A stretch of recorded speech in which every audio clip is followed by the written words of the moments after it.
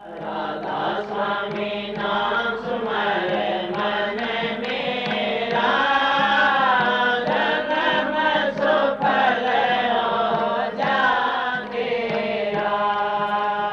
राधा स्वामी नाम सुमर मन मेरा, जन्म सुफल हो जाएगा।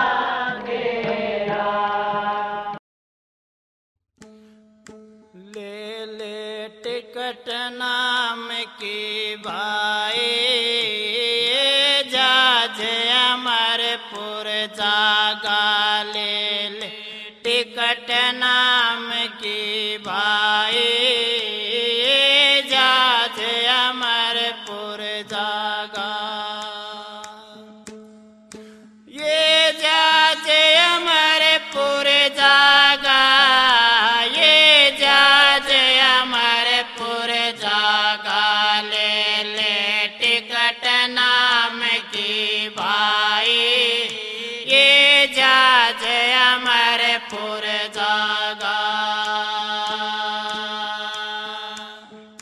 सोने का ये वक्त नहीं है, जाग जाग फिर सोवना।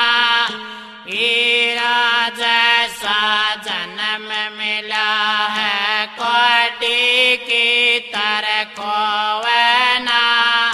तेरा तुझ में छिपा हुआ है, पत्थर पानी टोवना। पूजा पाठ व्रत करो कितने, इनसे फायदा होवना। पूजा पाठ व्रत करो कितने, इनसे फायदा होवना। जाज किनारे से लंघ जावे, फिर के होगा फायदा। ले ले टिकट नाम की भाई, जाज अमरपुर जागा। ले ले टिकट नाम की भाई, जाज अमरपुर जागा। ये जाज अमरपुर जागा, ये जाज अमरपुर जागा। ले ले टिकट नाम की भाई, ये जाज अमरपुर जागा। जिनको तो तेरा कहता है, सभी किनारा कर जाएंगे। वक्त पड़े कोई न बूझे, सारे दौड़ा धर जाएंगे। करनी तेरी पार उतरनी, सारे भाग तेरे जग जाएंगे। पाप पुण्य बुरे भल सारे, तेरे आज्ञा आगे फिर जाएंगे। पाप पुण्य बुरे भल सारे, तेरे आज्ञा आगे फिर जाएंगे। बेटे पोते सब कर नफरत, कोई कम कोई ज्यादा। ले ले टिकट नाम की भाई, ये जाज अमरपुर जागा। ले ले टिकट नाम की भाई, ये जाज अमरपुर जागा। ये जाज अमरपुर जागा, ये जाज अमरपुर जागा।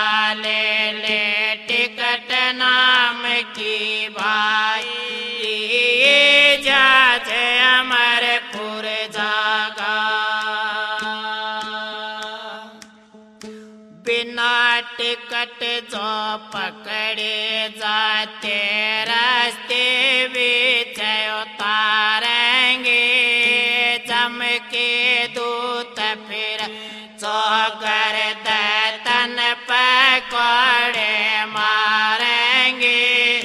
बिना टिकट वालों को ताते तेल कढ़ाई में डालेंगे।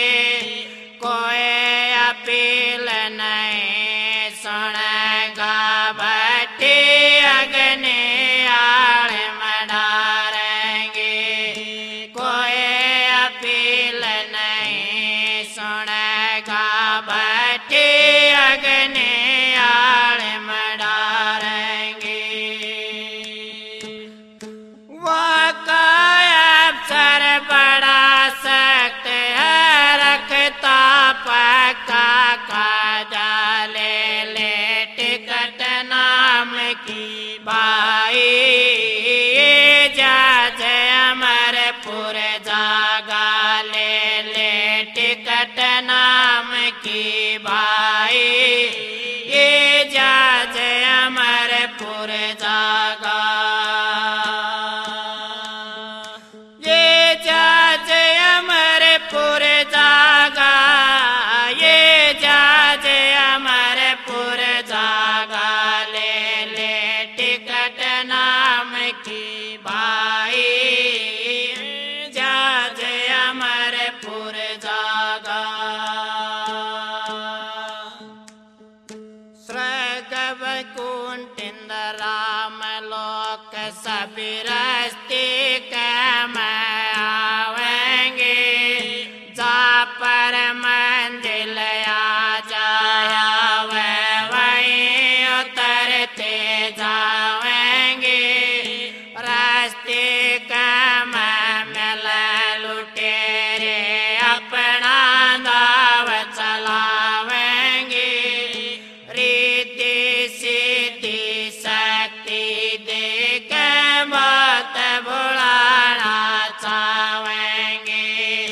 रीति राधा स्वामी। राधा स्वामी दयाल की दया। राधा स्वामी सहाय। राधा स्वामी। प्यारी साध संगतियों, बुजुर्गों, माताओं, बहनों, भाइयों, जितने भी आप सत्संग लाभ के लिए उपस्थित हुए हो, समय का पूरा सदुपयोग उठाओ। सत्संग लाभ शांति से बैठ के ग्रहण करो। ये पहले से ही सत्संग रक्षाबंधन का यहाँ दादरी केंद्र के लिए आरक्षित है। तो ये राखी का त्यौहार भाई बहन के एक प्यार के रूप में सबसे बड़ा त्यौहार माना जाता है। और इसको हम सब लोग मिलके किसी न किसी रूप में बड़े चाव से, प्यार से मनाते हैं। इस दिन बहनें भाइयों की कलाई पर राखी बांधती हैं। उसको रक्षा सूत्र भी कहते हैं, रक्षा बंधन भी कहते हैं, राखी भी कहते हैं, कहीं रखड़ी भी कह देते हैं। लेकिन ये अब भाई बहन का त्यौहार ही नहीं, अपितु भूतकाल से देखा जाए तो ये रक्षा सूत्र कोई भी किसी को भी अपनी रक्षा, सुरक्षा, सहायता, मदद के लिए रक्षा सूत्र बांध सकते थे। पुरानी परंपरा रही है, जब भी किसी पर कोई आपत्ति विपत्ति आई, उनमें से विशेष रूप से बहनों को ही ऐसी कठिनाई का सामना करना पड़ा और उनने जो उस समय में ये रक्षा सूत्र बांधा तो उसको भाई बहन के रूप में इस त्यौहार का रूप दे दिया गया। अनेक कथा हमारे पुराणों में, इतिहास में इसके बारे में लिखी गई हैं। उसके बाद तो अनेकों ही ऐसी हैं कि जब जब भी जिसको कोई किसी प्रकार की ज़रूरत पड़ी, इसका सहारा लिया गया। अब एक रस्म के रूप में बांधते हैं, लेकिन चाहे जो भी है, हमारी पुरानी संस्कृति, हमारी सभ्यता को हम अब भी उसको जीवित रखे हुए हैं और इसका बड़ा आनंद उठाते हैं। भक्ति के मार्ग पर चलने वालों के लिए भी ये एक बहुत अच्छा संदेश देता है और इसमें भी जो एक धागे के रूप में नहीं, गुरु और शिष्य का जो आंतरिक बंधन बंधता है, उसमें भी यही बात है कि जब गुरु शिष्य को नाम की दीक्षा देता है तो ऐसे सूत्र में बांध देता है जो गुप्त है। राखी के धागे तो बाहर दिखाई देते हैं, लेकिन गुरु और शिष्य का जो बंधन बन जाता है वो रूह का बंधन होता है और उसमें गुरु शिष्य को हर प्रकार की बाहर से भी अंतर से भी जब भी शिष्य को ज़रूरत पड़ती है सभी प्रकार की सुरक्षा देता है, रक्षा देता है। कठिनाइयों से, परेशानियों से, मुसीबतों से पल पल में शिष्य की रक्षा करता है।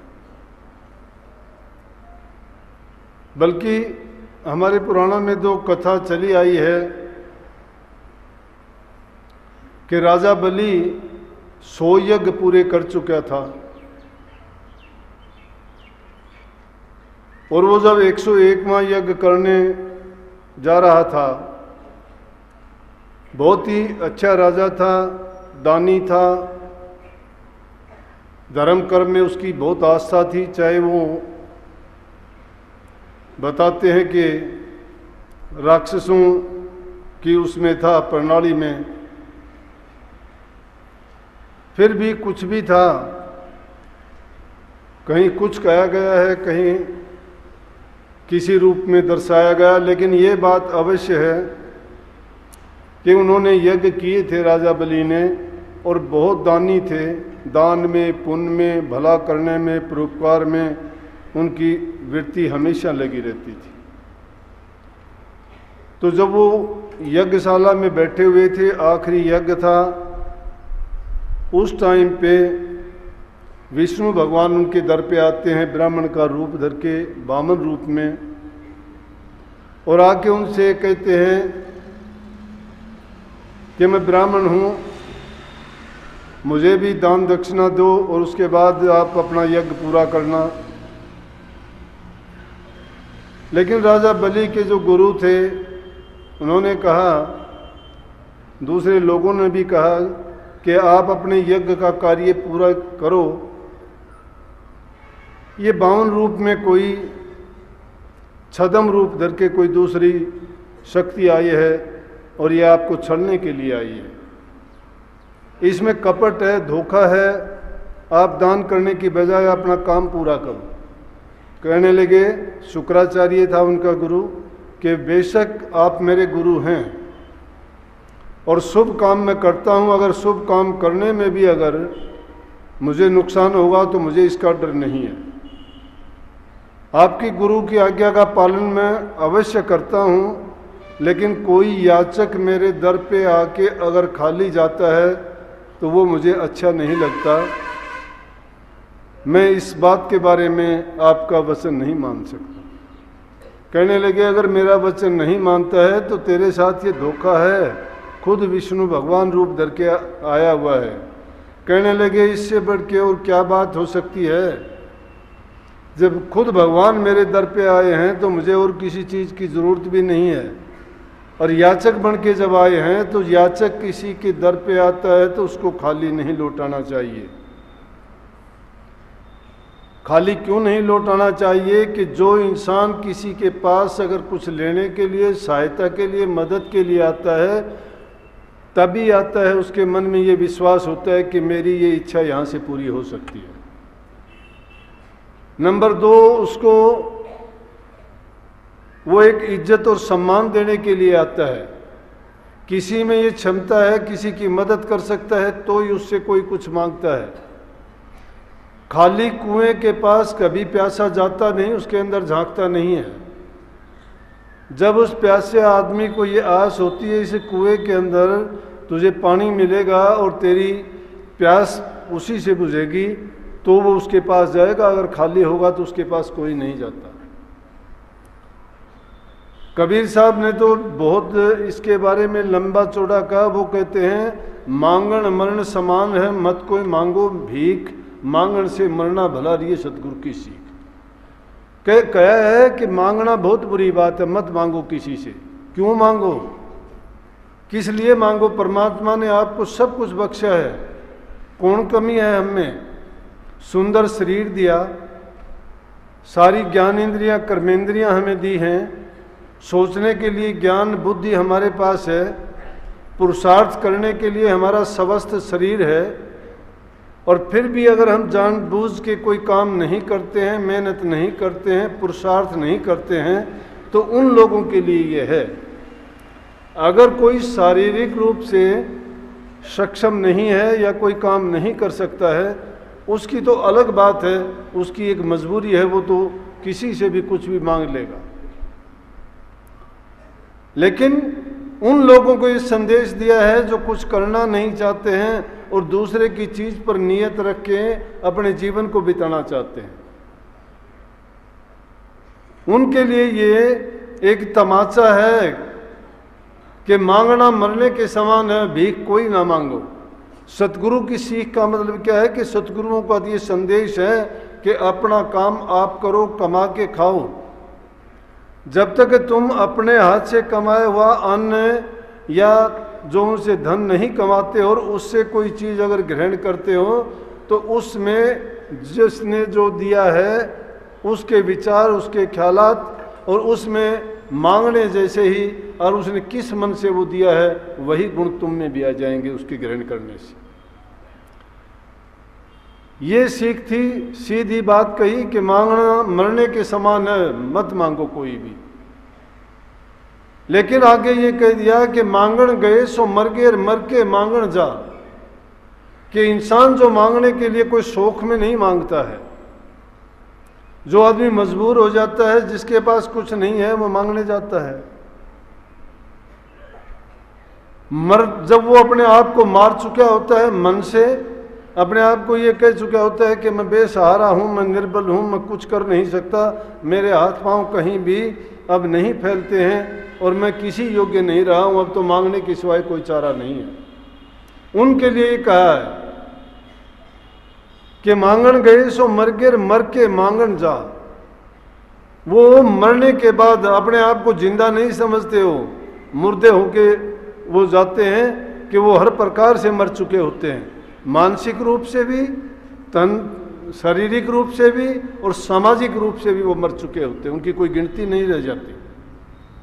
लेकिन आगे क्या कह दिया? आगे कहते उनसे पहले वो मरे जो होते कह देना। इसलिए जिसके पास जो लेने के लिए आता है और उसको देख के उसके पास वो चीज़ है, वो दे भी सकता है, लेकिन होते हुए भी उसको इनकार कर देता है, तो वो उससे भी पहले मरा हुआ है। इसलिए जिसके पास जो है, उसके पास अगर कोई मांगने के लिए आता है तो ज़रूर उसकी मदद करनी चाहिए। लेकिन मदद किसकी करनी चाहिए? पात्र की करनी चाहिए, कुपात्र की नहीं। अगर पात्र की मदद करोगे, उसको ज़रूरत है, तो उसकी जो मन से निकली हुई भावना होगी, आशीर्वाद होगा, तो उससे वो फलीभूत होगा, हमें शांति देगा, हमें लाभ देगा, उसके देने मात्र से ही हमें फ़ायदा होना शुरू हो जाएगा। लेकिन अगर हमने किसी कुपात्र को दे दिया,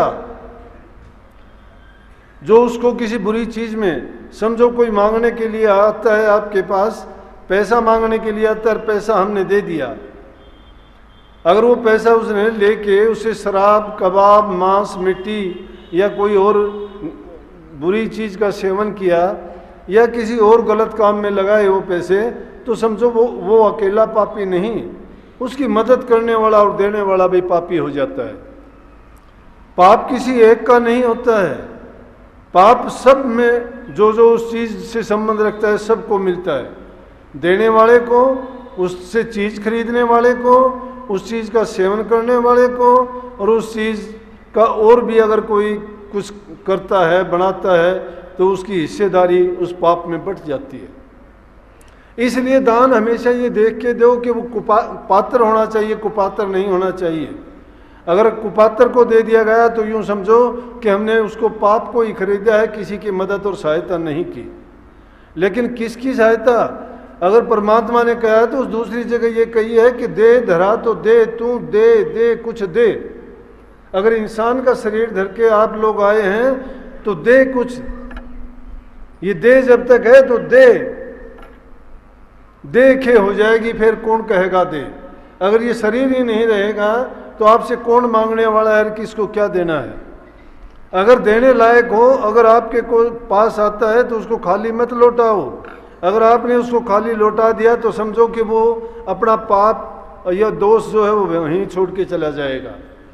इसलिए जो भी तुम्हारे पास कोई मांगता आता है, कोई भिखारी आता है, किसी भी रूप में आता है, पुराने ज़माने में साधु लोग जो होते थे किसी एक घर से भिक्षा नहीं लेते थे, क्योंकि एक घर के लेने से तो आपको पता नहीं, शायद रविदास जी को दूसरा जन्म लेना पड़ा था। पहले जन्म में भी साधु थे वो, और साधु होते हुए जब भिक्षा लेने के लिए गए तो वो भिक्षा लेके घर घर में जाते थे, कोई एक एक चुटकी डालते थे, आटे की डाल दी या कोई भी चीज़ जो उनको देनी होती थी, गृहस्थियों से लेके आते थे भिक्षा। उत्तम भिक्षा कहते थे उसको। आजकल भिक्षा थोड़ी है, आजकल ये दानी थोड़े, यूँ तो एक आदमी भी रोटी दे देगा। आज तो बड़े दान करते हैं, सड़कों पर देखो सबकी जेब में रोटियां होती हैं, कुत्तों को बड़ी रोटी डालते हैं, जानवरों को बड़ा चोगा डालते हैं। मैं कहता हूँ ये पुण्य क्या पुण्य है, किस तरह का पुण्य है ये, या क्या समझ है ये? उसको करते हुए ये देखते नहीं, एक आदमी कोई पुण्य करता है और वो हजारों को दुख देता है तो पुण्य कहाँ? वो दसों की जब उसकी बुराइयाँ उसको मिलती हैं तो पुण्य कहाँ? वह पाप कमा लिया अपने मन से। जैसे वो राजस्थान से अपने आता है, वो एक शब्द गाया करे, नीला मन में हंस बने मेरो कागा अर्जुन भुगत ले ऊँटा की, कि मन में तो तुम हंस बने फिरते हो। हंस का काम कि बहुत अच्छा है, सब प्यार करते हैं, सुंदर लगता है सबको, लेकिन काग को कोई पसंद नहीं करता।